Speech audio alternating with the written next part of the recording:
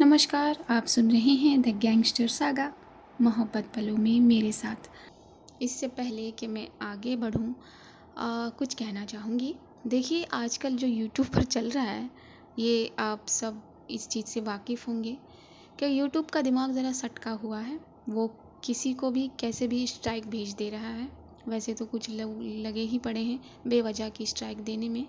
सच्चाई जो उभारता है उसके पीछे लोग पड़ ही जाते हैं, तो वैसे ही पड़े हुए हैं और यूट्यूब का दिमाग भी सनका हुआ है। वो कब किसके चैनल पर एक साथ न जाने कितनी स्ट्राइक दे रहा है, खुद चैनल वाले को ही नहीं पता लग रहा, तो वो अपने सब्सक्राइबर को क्या ही बताएगा। चैनल कब गायब हो जा रहा है ये भी नहीं पता लग रहा है। तो मैं इसका एक बैकअप सोच रही हूँ, और जैसे ही मिल जाएगा मैं आप लोगों को इन्फॉर्म कर दूँगी। तो आप लोग वहाँ भी अपना लव एंड सपोर्ट बरकरार रखना, बनाए रखना, जैसे कि आपने यहाँ बनाए रखा। और के आगे आपने 1 लगवा दिया, तो आप लोगों का तहे दिल से शुक्रिया। जब तक आप नहीं करेंगे तो कैसे होगा, हो भी जाता, कब का हो जाता, लेकिन फिर क्या ही कहें, आप लोग सब्सक्राइब ही तो नहीं करते, है ना। चलिए, ज़्यादा वक्त नहीं लेते आपका, स्किप करने की ज़रूरत नहीं है, आइए चलते हैं। पिछले एपिसोड में हमने जाना था, घर आए थे ये 2 बेचैन दिल। घर आने के बाद पता लगा था कि इनकी बेचैनी को ज़रा और खींचा जाएगा और इन दोनों को अलग कर दिया जाएगा। शादी का मुहूर्त जो निकाल दिया था पंडित जी महाराज ने 4 दिन के बाद का, और उसूल हैं, रस्में हैं, रिवाज हैं इनके, जब तक शादी ना हो तब तक दूर रहो। तो बस इसी उसूलों के तहत आकर इन 2 रूहों को ज़रा दूरी दी गई थी। दूरी ले लेने के बाद इन दोनों ने ज़रा शब्दों के द्वारा अपनी दिल की बात एक दूसरे तक पहुंचाई थी, अपना हाल पहुंचाया था, अपनी बेचैनी पहुंचाई थी। और बस इन शब्दों के साथ ही इन दोनों ने आंखें बंद की थी और सो गए थे। यही पिछला एपिसोड था। आइए अगले एपिसोड में चलते हैं। सुबह हुई थी। सुबह के इस बहुत खूबसूरत पल के साथ कविशा की नींद ज़रा खुल गई थी। वो उठी थी। उठकर उसने देखा था कि वो तो अपने हाथ में फ़ोन लिए ही सोई हुई थी। उसने फ़ोन की स्क्रीन को फिर से एक बार ओपन किया था और उसके लब ज़रा मुस्कुरा दिए थे। उसने अपने फ़ोन को माथे से ज़रा टैप किया था, फ़ोन रख दिया था और वो ज़रा स्नान लेने चली गई थी। थोड़ी ही देर में वो स्नान लेकर वापस आ गई थी तो देखा कि जो रूह है वो भी जग चुकी है। गुड मॉर्निंग भाभी। गुड मॉर्निंग बेटा, इतनी जल्दी उठ गई? हाँ, मैं तो ऐसे ही उठती हूँ। अच्छा ठीक है, नहाना होगा ना? मैं तो नहा भी चुकी होती, लेकिन क्या करें, आज मेरे रूम में मेरी भाभी जी तो थी। बदमाश, जाओ नहा लो। जी। रूह चली गई थी नहाने और कविशा ने अपने सर को दुपट्टे से ढक लिया था। अपने कदम वो बाहर की तरफ बढ़ा चुकी थी। जाकर देखा तो हमेशा की तरह मॉम हॉल में थी। कविशा ने फट से मॉम के कदमों को छू लिया था, चरण स्पर्श किए थे। बस, बहुत बड़ी ज़िंदगी मिली तुझे, बहुत बड़ी, खुश रहे तो, और मेरे इस घर के आंगन को हमेशा अपनी इस हंसी से खुशहाल रखे। जी मॉम, मैं पूजा करके आती हूँ। हाँ हाँ, चल चल। कविशा पूजा घर की तरफ बढ़ी थी और पीछे पीछे मॉम भी चल दी थी। अमाल जगी नहीं? मुझे कैसे मालूम होगा मॉम, मैं तो, अरे हाँ हाँ, मैं तो भूल ही गई। उदय से मेरी बात हुई थी सुबह। उदय? उदय कहीं गया है क्या? कविशा ने पूछा था जोत जलाते हुए। हाँ बेटा, मैंने भेजा है उसे कहीं। अच्छा ठीक है मॉम। ये कहकर कविशा ने पूजा आरंभ कर दी थी। उसकी सुरीली गायकी कानों को सुकून दे रही थी और रूह भी फटाफट अपने कदम लिए आ गई थी पूजा घर में। अमाल भी कविशा के ये लफ्ज़ सुनकर जाग गई थी और सुनते ही वो फट से उठना चाहती थी, ये भूले कि वो घायल है। जैसे ही उसने अपने आप को सोफ़े से उठाने की जल्दी कोशिश की, वैसे ही उसे दर्द का एहसास हुआ और वो वहीं ठहर गई। आ, ये दर्द। अमाल को दर्द हुआ था। छोड़ अमाल, अभी नहीं है किस्मत में। ये कब ठीक होगा? अमाल ने ज़रा पछतावा लिया था। कविशा ने अपनी पूजा को संपन्न कर लिया था और आरती देने लगी थी रूह को और मॉम को। मॉम, मैं अमाल को नहीं भाभी, आप नहीं जा सकती। लाइए, मुझे दीजिए थाल, मैं दे के आती हूँ ना एक एक को। प्रसाद भी दे आऊँगी और आरती भी दे आऊँगी। ठीक है। अपनी भवेंसी कोड़ ली थी कविशा ने। वो जाना चाहती थी अमाल के पास। रूह लेकिन थाल लिए बढ़ गई थी आगे। रूह, जी भाभी, ये भी पूछ लेना कि दर्द ठीक है ना? ओके भाभी, मैं सब पूछ लूँगी, एक सार्कास्टिक सा व्यू देते हुए रूह बढ़ गई थी आगे। दरवाज़ा उसने खटखटाया था। कौन है? मैं हूँ एके। गुड मॉर्निंग, आप जग गई? रूह ने चहकती आवाज़ से कहा था और अपनी कदम एके की तरफ ले गई थी। हाँ, मैं जग गई शैतान। तू लेके आए? पूजा पूजा तूने तो नहीं की है? तो फिर मैंने नहीं की। वो तो पता ही होगा आपको कि किसने की, लेकिन मैंने नहीं आने दिया भाभी को, क्योंकि मिलना नहीं है ना आप दोनों को। हाँ, शैतान है ना। हाँ, थोड़ी सी। अच्छा, जल्दी करो, मुँह खोलो, आओ करो, रूह ने कहा था अमाल से। क्यों? अरे क्यों क्या है कि अभी आपने स्नान नहीं किया है ना, तो मॉम कहती हैं स्नान किए बगैर प्रसाद नहीं खाती। चलो मुँह खोलो, मैं खिलाती हूँ ना। मुँह खोल लिया था अमाल ने रूह की इस बात पर और उसने प्रसाद खिला दिया था अमाल को। आरती भी अपने दाहिने हाथ से उसके चेहरे तक पहुंचा दी थी। अब मैं जा रही हूँ एके। एके, भाभी ने पूछा है कि दर्द ठीक है ना? नहीं, ठीक नहीं है। ओह, वैसे कहाँ कहाँ हो रहा है दर्द? रूह ने पूछा था बिना डरे। अच्छा बेटा, डर नहीं लगता? ना, मैं अपनी एके से क्यों डरूं? मेरी एके मुझसे बहुत प्यार करती हैं और मैं एके से उससे भी कहीं ज़्यादा प्यार करती हूँ, तो मैं क्यों डरूं? ये कहते हुए रूह नाचती हुई यहाँ से भाग गई थी। बदमाश, अमाल ने धीरे से ये कहा था और अपने कदम भी उसने धीरे से बढ़ाए थे। अपनी वार्डरोब खोली थी उसने कपड़े निकालने के लिए। जब उसने अपनी वार्डरोब को खोला तो देखा कि वो हिस्सा जो खाली पड़ा हुआ था वो अब भर गया है। कविशा ने अपने कपड़ों से उस हिस्से को भर दिया है। क्या? ये कब किया? ये कहते हुए अमाल ने ऊपरी सतह पर रखा हुआ एक दुपट्टा कविशा का अपने हाथों में थाम लिया था और उस दुपट्टे को पकड़कर अपने होठों से लगाकर उसे चूम लिया था।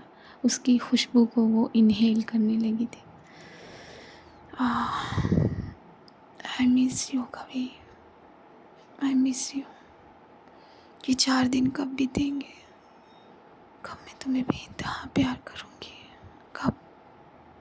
उस दुपट्टे से बातें करती नज़र आई थी यहाँ अमाल। मैं भी पागल हो गई हूँ। ये कहकर अमाल ने उस दुपट्टे को वापस वहीं रख कर अपने कपड़े निकाल कर उस अलमीरा को बंद कर दिया था और जब वो बाथरूम की तरफ धीरे से अपनी कदम बढ़ाने लगी थी तो सामने ड्रेसिंग टेबल पर वो सिंदूर की डिबिया दिखी थी। अमाल ने धीरे से वो डिबिया अपने दाहिने हाथ में उठा ली थी। क्या 4 दिन बाद ये तुम्हारी मांग में होगा मेरे नाम का? तुम इसे अपनी मांग में पहनोगी मेरे लिए?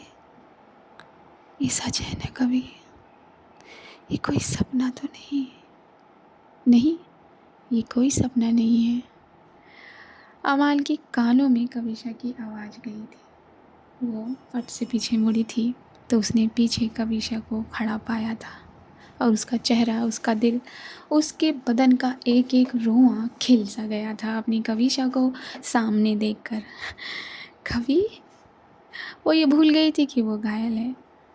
उसी उसी उत्साहिता में वो आगे बढ़ी थी और कविशा के ठीक सामने हुई थी। क्या, ऐसे क्या देख रही हो? कविशा ने भवें मुचकाते हुए पूछा था। तुम यहाँ आने दिया मॉम ने? हाँ। मुझे मॉम मना करें, ऐसा हो सकता है क्या? नहीं, बिल्कुल नहीं हो सकता। तो करीब आओ ना। क्यों? क्यों करीब आऊँ? तुम आ जाओ। हाँ हाँ, ये भी सही है, मैं आ जाती हूँ। ये कहकर अमाल कविशा के करीब हुई थी। कविशा को कमर से पकड़कर अपनी तरफ जैसे ही किया अमाल ने, उसका हाथ उसे खाली मिला, क्योंकि वो कविशा थी ही नहीं, उसका ख्याली प्रतिबिंब था जो अमाल द्वारा रचा गया था। ओह कवि, तुम मुझे पागल कर रही हो। अमाल ने ये खुद से ही कहा था और खुद ही उसने अपना माथा रगड़ा था और अपने सर पर एक टैप किया था। मैं सच में पागल हो जाऊंगी। आई थिंक मुझे नहा लेना चाहिए, अमाल ने ये कहा और वह कैसे न कैसे बाथरूम की तरफ बढ़ गई थी। वहाँ कविशा किचन में गई थी। तो वो किचन में क्या कर रही है? मॉम, आपने ही तो कहा कि मैं अमाल के नाश्ते का देखूं। हाँ हाँ, वो तो देखने के लिए तुझे ज़िंदगी पड़ी हुई है। जा रूम में जा, रू के, तुझे किचन में आना अलाउड नहीं है। लेकिन मॉम क्यों? अरे क्यों, क्या क्यों? तेरी शादी जब पूरी हो जाएगी तो तू अपनी पहली रसोई की रस्म करेगी कि नहीं करेगी? जब मॉम ने ये कहा तो कविशा के गाल ज़रा लाल हो गए। ले, तू तो अभी से शर्मा रही है। क्यों, तुझे ये रस्म नहीं करनी? कविशा ने कुछ नहीं कहा। अपना सर झुकाए वो रसोई से बाहर निकल गई। उसे जाता देख मॉम के होठों ने भी ज़रा अपनी मुस्कान को खींच लिया था। तभी उदय अपने जल्दी जल्दी कदम मॉम की तरफ ले आया था। मॉम, मॉम जी। हाँ हाँ बोल, चिल्लाता क्यों है? चिल्ला नहीं रहा हूँ मैं मॉम जी, काम हो गया। अच्छा सुन, इस शाम को हल्दी का प्रोग्राम रखना है, तो जाकर समधिन जी और प्रिया को ले आ। सबसे पहले यही काम कर, उसके बाद मैं बाकी काम सबसे करा लूँगी। बस यही काम? ये तो मेरा फेवरेट काम है मॉम जी। क्या तूने कुछ कहा? नहीं नहीं नहीं नहीं मॉम जी, मैंने कुछ नहीं कहा, बस मैं जाता हूँ और लेकर आता हूँ। हाँ हाँ जा, इतना क्यों उतावला हो जाता है वहाँ जाने के नाम से? कुछ नहीं मॉम जी, मैं जाऊँ? हाँ हाँ जा। अच्छा सुन, तुझे अमाल ने बुलाया था। बॉस ने बुलाया था? अपनी कान की लौ ज़रा रगड़ने लगा था उदय। हाँ, क्या हुआ? कोई गंभीर बात है क्या? नहीं नहीं मॉम जी, कोई गंभीर बात नहीं है, बिल्कुल भी नहीं है। बॉस ने कुछ पूछने के लिए बुलाया होगा। मैं अभी आता हूँ और मैं जाता हूँ प्रिया को लेने, मेरा मतलब आंटी जी और प्रिया को लेने। मैं अभी आता हूँ।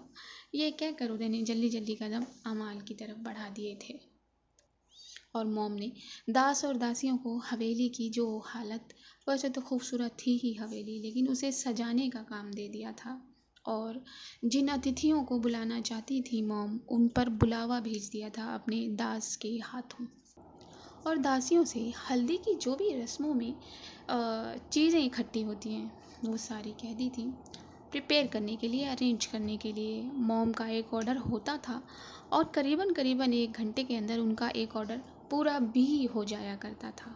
तो बस ऐसे ही कुछ चल रहा था। मैंने जो तुझे काम दिया था तूने किया? हाँ बॉस, वो तो मैंने कल ही कर लिया। कल? तुझे वो काम दिए मुझे 2 दिन हो गए। बॉस आपको मालूम तो है इतना काम है। अच्छा ठीक है ठीक है, मुँह ठीक कर अपना। कैसा मुँह बनाता है तू? अमाल ने कहा था उधर से। बॉस, और कोई काम? तू पहले ये काम का तो मुझे बता, और काम पूछ रहा है तो मुझसे। अमाल ये कहते हुए बेड पर बैठी थी और उदय ने फट से उसके बैग पर एक सिरहाना लगा दिया। हाँ हाँ ठीक है, बैठ सामने। और उदय सामने बैठ गया था माल के। तूने पता किया? हाँ बॉस, मैंने पता किया। वो आदमी गोल्ड हॉर्स का मेंबर ही है। लेकिन बॉस, एक चौंकाने वाली बात ये है कि उस आदमी का हमारे एरिया में कोई दखल ही नहीं है। क्या बात कर रहा है तू?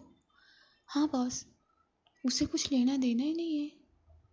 हमने जितने भी काम किए अभी तक, चाहे वो मिश्रा जी की ज़मीन हो या फिर यादव जी का वो दूर वाला टीला, उन सब चीज़ों से उस गैंग का कोई लेना देना नहीं है बॉस। वो गैंग एक अलग लेवल पर काम करता है और शायद अभी हमारा लेवल वहाँ तक नहीं गया, इसलिए ऐसा कैसे हो सकता है उदय? मैं नहीं मानती। जब हमने यादव जी की ज़मीन पर काम किया था, वो बात गोल्ड हॉर्स के पास चली गई थी, तो कैसे ऐसा कैसे हो सकता है कि वो हम तक पहुंचने की कोशिश ना करें? लेकिन बॉस, आप क्यों चाहती हैं कि वो आप तक पहुंचे? तो उससे जितना पूछा जा रहा है उतनी बस उतना ही जवाब दे। ओके बॉस, तो मैंने दे दिया। अब मैं जाऊँ? तुझे बहुत जल्दी पड़ी है जाने की। हाँ बॉस, जल्दी पड़ी है ना। आज शाम को हल्दी है आपकी और भाभी की। सारा काम मुझे करना है बॉस। तो अब बताओ क्या करूँ मैं? जाऊँ नहीं? अच्छा ठीक है, जा, दिमाग मत खा, जा जा। लेकिन बॉस, आपने दवाई ली? हाँ मैंने दवाई ले ली है, जा। कहाँ जाना है वैसे तुझे? प्रिया को लेने। उदय ने बहुत बड़ी स्माइल लेते हुए फट से कह दिया था।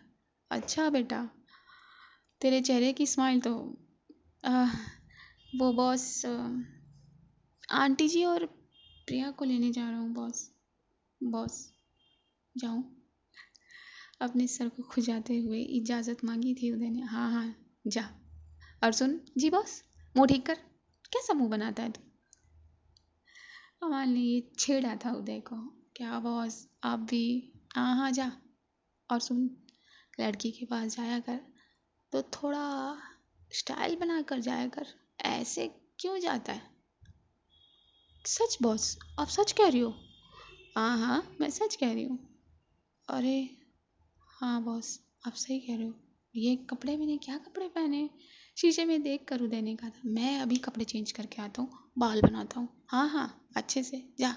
और सुन, थोड़ा परफ्यूम भी लगा लेना, अमाल ने कहा था उदय से। हाँ बॉस, ये तो मैं भूल ही गया, जाता हूँ मैं।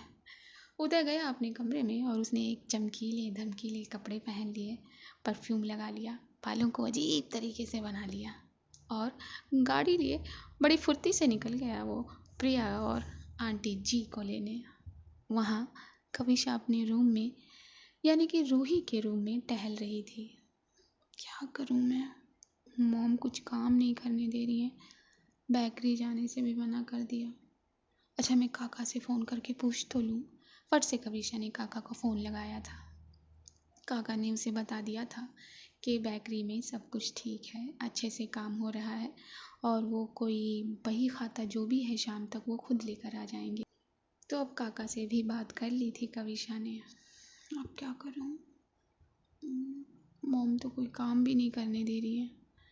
उदय उदय से पूछूं उस आदमी के बारे में? नहीं, हाँ हाँ, पूछती हूँ। ये कहकर कविशा ज़रा बाहर की तरफ निकलने लगी थी। हवेली में घूमकर वो उदय को ढूंढने लगी थी। उदय उसे कहीं मिला ही नहीं। लेकिन उदय है कहाँ? एक दास से पूछा था वहाँ कविशा ने। पता नहीं बीबी जी, मैंने तो नहीं देखा उन्हें। अच्छा ठीक है। और सारे दास दासियाँ अपने काम में इतने व्यस्त थे कि उन्हें छेड़ना ज़रूरी नहीं समझा था कविशा ने। कितना काम करने में लगे हैं ये लोग। कमरे में ही जाना ठीक है।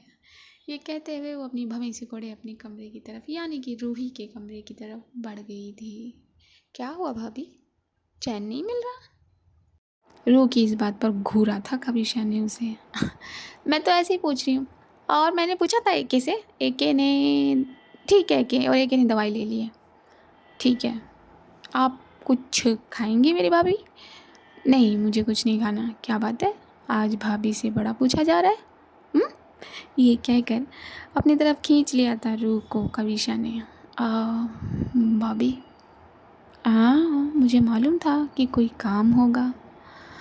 नहीं नहीं, कोई काम नहीं है भाभी, वो बस आ, क्या पीने को मैं बुला लूँ?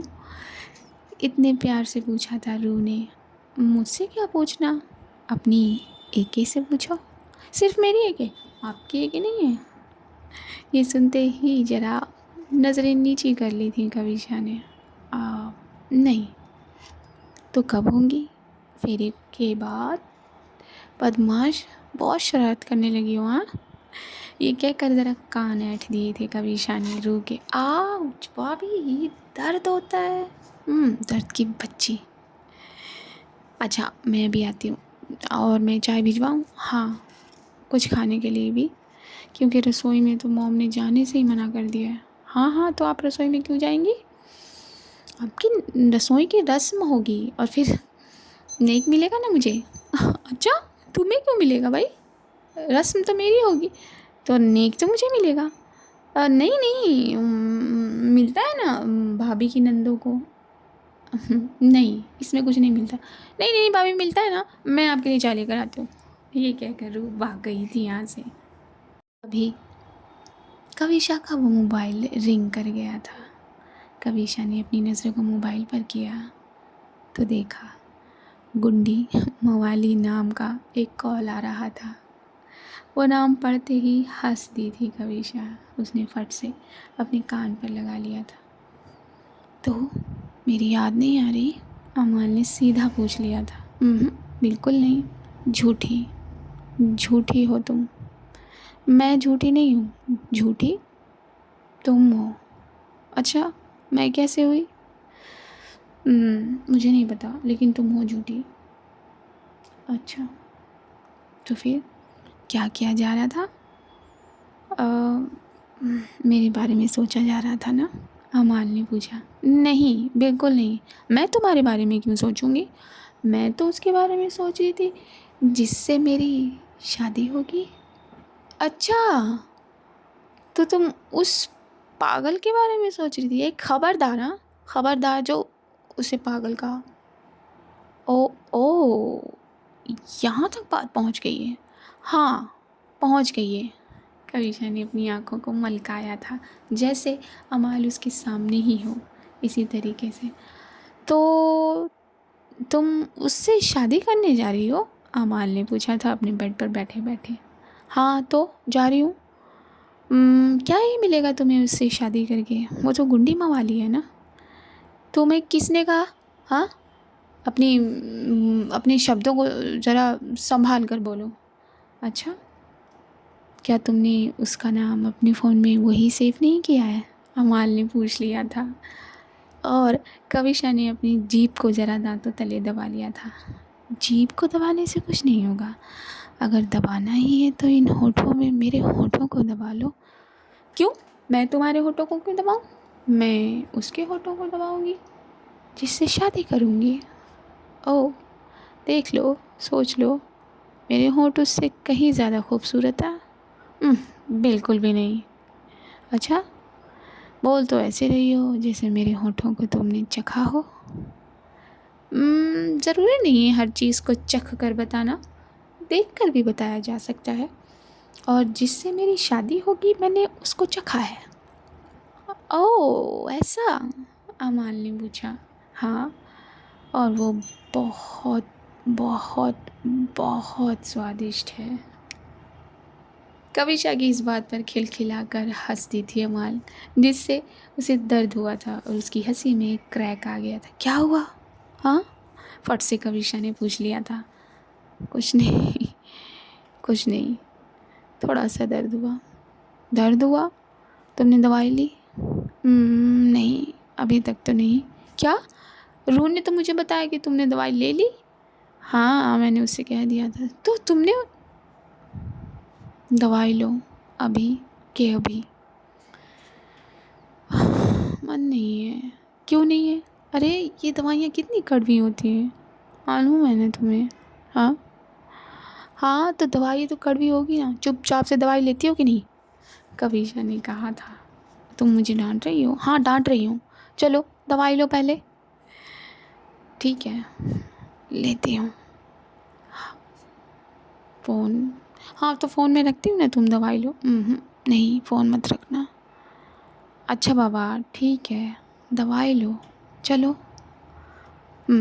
ऐसे कहा करो ना, हमेशा जान लेना ज़रूरी नहीं होता ना। होता है, इसके लिए तो ज़रूर होता है। चलो। अमाल चुपचाप उठी थी। उसने जग से एक गिलास पानी भरा था और अपनी मेडिसिन्स में से कुछ दवाइयाँ निकाल कर उसने खाई थी। देखा ये कितनी कड़वी हैं। एक किस दे दिया था यहाँ कविशा ने फ़ोन पर ही। अमाल के लफ्ज़ बस वहीं रुक गए थे, उसकी सांसें वहीं रुक गई थी। क्या हुआ? हाँ, कुछ नहीं। तो फिर कुछ बोलो ना। अरे बोलती बंद करके कहती हो बोलो। वो तो मेरा हक है। हक रखती हूँ हर चीज़ पर। हाँ, हर चीज़ पर रखती हूँ।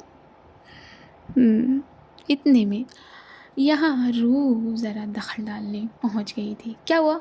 किससे बातें हो रही हैं? हाँ, शैतान वहाँ भी पहुँच गई। अमाल ने पूछा। हाँ है भी तो, शैतानों की शैतान की बहन। कविशा ने ये कहा था और फट से फ़ोन कट कर दिया था। उसकी इस अदा पर बड़ा प्यार आया था अमाल को। किससे बात कर रही थी आप? एके से बात कर रही थी। एके से बात कर रही थी आप? ओहो, अरे मेरा मतलब तुम्हारी एके से। अच्छा लाओ मुझे चाय दो। और चाय पकड़ ली थी कविशा ने। रंग बदल रहे भाभी के। अच्छा बेटा रुको, तुम्हारे भी रंग बदलवाती हूँ मैं। नहीं नहीं, मैं तो मजाक कर रही थी भाभी, जस्ट जोकिंग। अच्छा अच्छा भाभी सुनो ना, आपने आपने कुछ डिसाइड किया? किस चीज़ के लिए? खाते हुए अपनी चाय की सिप लेते हुए पूछा कविशा ने। किस चीज़ के लिए? क्या मतलब? हल्दी आपको, आपकी शाम को? देखो मेरे वर्ड भी इधर उधर करवा रही हैं आप। तो इसमें क्या डिसाइड करना है बेटा? क्यों नहीं करना है? अच्छा मुझे डिसाइड करने दो, आप क्या पहनेंगी, कैसे पहनेंगी, आपके कानों में क्या होगा, ये सब। तुम प्रिया से कम नहीं हो। शायद मैं प्रिया से ज़्यादा हूँ। बदमाश। ये कहकर कविशा ने उसके सर पर एक टैप किया था। अच्छा आप ये खाओ, मैं मॉम से ज़रा एक परमिशन लेकर आती हूँ। किस चीज़ की परमिशन? अरे यही कि आपके लिए इयरिंग्स मंगाने हैं ना। अरे इसकी क्या ज़रूरत है रो, आप चुपचाप खाओ, अपने चाय पियो और अपना ये जो भी है खाओ। ओके मैं अभी आई। ये कहकर फट से रूप भाग गई थी मॉम के पास और कविशा मुस्कुराए अपनी चाय पीने लगी थी अमाल को याद करते हुए। तो ऐसे ही ये वक्त ज़रा आगे चला था। रू ने चीज़ें मंगवा भी ली थी दास को भेज कर। वहाँ उदय के ठीक बगल में प्रिया बैठी हुई थी। ये किस तरीके के कपड़े पहने हैं तुमने? हाँ क्यों, मैं स्मार्ट नहीं लग रहा क्या? बिल्कुल भी नहीं, जोकर लग रहे हो तुम, जोकर। कि क्या बोल रही हो? कुछ भी बोल रही हो प्रिया, ऐसा नहीं हो सकता कि मैं जोकर लगूं। क्यों नहीं हो सकता? तुमने अपने आप को शीशे में नहीं देखा? प्रिया ज़रा चिढ़ सी गई थी उदय का ये रूप देखकर। किस कलर की, कलर देखो अपने कपड़ों का उदय। ओफ, इस तरीके से बनना है तो मेरे बगल में ना खड़ा हुआ क्या करो। अरे अपना बाल बिगाड़ लिया था उदय ने यहाँ। अरे सॉरी सॉरी, मैं नहीं पहनूंगा ऐसे कलर के कपड़े। अच्छा सॉरी ना, बोला ना। क्या हुआ बेटा? पीछे बैठी मम्मी ने ज़रा आवाज़ लगा दी थी। कुछ नहीं आंटी, कुछ नहीं। वो सड़क ज़रा ख़राब है ना, तो इसीलिए प्रिया को। आराम से चलाता हूँ मैं, आराम से चलाता हूँ ना। नहीं पहनूंगा ना, प्लीज़ देखो ना मुझे। नहीं मैं नहीं देखूँगी तुम्हें। ये कहकर प्रिया ने ज़रा होंठ तिरछे कर लिए थे और उदय जल्दी जल्दी गाड़ी चलाने लगा था। थोड़ी ही देर में ये लेकर पहुंच गया था हवेली में। वक्त ज़रा गुजर गया था सरसरी नज़र के साथ। भाभी आपकी मम्मी और आपकी बहन आ गई हैं और ये चीज़ें भी आ गई हैं। देखो कैसी कैसी हैं, अच्छी अच्छी है ना। क्या ज़रूरत है इसकी रूह, मम्मी आ गई, मैं भी आई। ये कहते हुए कविशा फट से बाहर की तरफ दौड़ने लगी थी रूह के कमरे से। अरे भाभी नहीं जाना आपको कमरे के बाहर। रो, इस कमरे के बाहर तो मैं जा ही सकती हूँ ना। क्या हो गया भाभी, मम्मी यहाँ आ जाएंगी ना आपकी? नहीं। कविशा ने उसकी एक नहीं सुनी और वो फट से बाहर की तरफ दौड़ी थी। बाहर इन द सेंस हॉल की तरफ। और जैसे ही वो हॉल के मेन दरवाजे पर पहुंची तो मम्मी को उसने सामने पाया। फट से कविशा मम्मी के गले लग गई थी जाकर। हम्म, अरे समधिन जी आप आ गई। इतने में मॉम के कदम भी इस तरफ आ गए थे। प्रिया ने फट से मॉम के चरणों को स्पर्श किया था। बस बस बेटा, पैर नहीं छुआ करती, कितनी बार कहूँ मैं। बैठो। और बैठ गई थी मम्मी सामने, प्रिया और कविशा। बस कोई दिक्कत विक्कत तो नहीं हुई आने में? नहीं नहीं बहन जी, उदय था ना। अब मॉम मैं भी आया बस 2 मिनट में, ये कहते हुए फट से उदय दूसरी तरफ बढ़ गया था और जाकर उसने अपने कपड़े फट से बदल लिए थे। रू के कदम इस तरफ आ गए थे। अरे आंटी जी, रू ने भी कविशा की मम्मी के पैर छुए थे। मम्मी ने रू को बहुत सारा आशीर्वाद दिया था। नाश्ता पानी होने लगा था। अमाल कहाँ है? मम्मी ने पूछा। वो अपने कमरे में है, आराम कर रही है। अभी उसके ज़ख्मों में दर्द है ना? अच्छा अच्छा, हाँ हाँ आंटी। और आपकी बेटी मेरी एक एक कमरे में अभी नहीं जा सकती। अच्छा क्यों? मम्मी ने मुस्कुरा कर पूछा। वो इसलिए कि शादी नहीं हुई ना अभी। हाँ हाँ राइट, शादी से पहले नहीं मिलते लड़का लड़की। वो देखा नहीं है उस फिल्म में? प्रिया ने फिर से फिल्म की बात छेड़ी। तुम तो चुप रहो, तुम और तुम्हारी ये फिल्मी बातें। कविशा ने अपनी भवें से कोड़कर प्रिया से कहा। अरे दी, आप भी देखा करो ना फिल्में। देखा नहीं आपने राजश्री की फिल्मों में कैसे दूल्हा दुल्हन मिलते हैं? दो अनजाने अजनबी। प्रिया की लय में लय मिलाने लगी थी रू। मैं उसे नहीं आ रहा था, फिर भी वो प्रिया के शब्दों में अपने शब्द जोड़ दे रही थी। चले बांधने बंधन है रे, मिलकर क्या बोले। प्रिया ने भी छेड़ा था कविशा को और रू ने भी। मॉम देखा ना आपने, कितनी शैतान हो गई रू, कविशा ने कहा था मॉम से। और कविशा को इस तरह देखकर मम्मी के दिल को सुकून मिला था। अच्छा अच्छा बस बहुत हुआ, भाभी चलो अपने कमरे में। अरे मम्मी के पास तो बैठने दो। नहीं नहीं बैठना, क्योंकि अब मेहमान आना शुरू हो जाएंगे और आपको अंदर रहना है। चलो चलो चलो उठो उठो उठो। रू ने फट से हाथ पकड़कर अपनी भाभी का उठा दिया था और प्रिया और रू लेकर कविशा को रू के कमरे में गए थे। समधिन जो थी दोनों वो आपस में बात करने लगी थी। वहाँ उदय भी कपड़े चेंज करके अपने बालों को पहली तरह करके आ गया था। बॉस भी ना कैसी एडवाइस दी मुझे, लगता है बॉस ने जानबूझकर किया ये। तू कहाँ बड़बड़ाता हुआ जा रहा है? मॉम ने रोक लिया था उदय को। काका कहीं नहीं मॉम जी, बोलिए ना। जाकर देख बाहर सब व्यवस्था हुई कि नहीं, मेहमान आना शुरू हो गए, उनका पानी अभी देखता हूँ मैं मॉम जी, आप फिक्र मत करो, अभी देखता हूँ मैं। ये क्या करूँ? उदय फट से बाहर की तरफ गया था और देखने लगा था सारी व्यवस्थाएं। तो आप भी देखिए, इंतज़ार करिए। देखने का घड़ी देखिए, दुआ करिए जल्द एपिसोड आपके पास आ जाए, क्योंकि आज का एपिसोड यहीं तक था। बस अगर आप कुछ कहना चाहते हैं तो कमेंट कर सकते हैं। चैनल पर नए हैं तो चैनल को सब्सक्राइब कर लीजिए, और सब्सक्राइब कर लिया है तो आपका तहे दिल से शुक्रिया। लाइक कर दीजिए, शेयर कर दीजिए, कमेंट कर दीजिए, और बस अपना लव एंड सपोर्ट बनाए रखिए। तब तक के लिए see you at the other side. नमस्कार।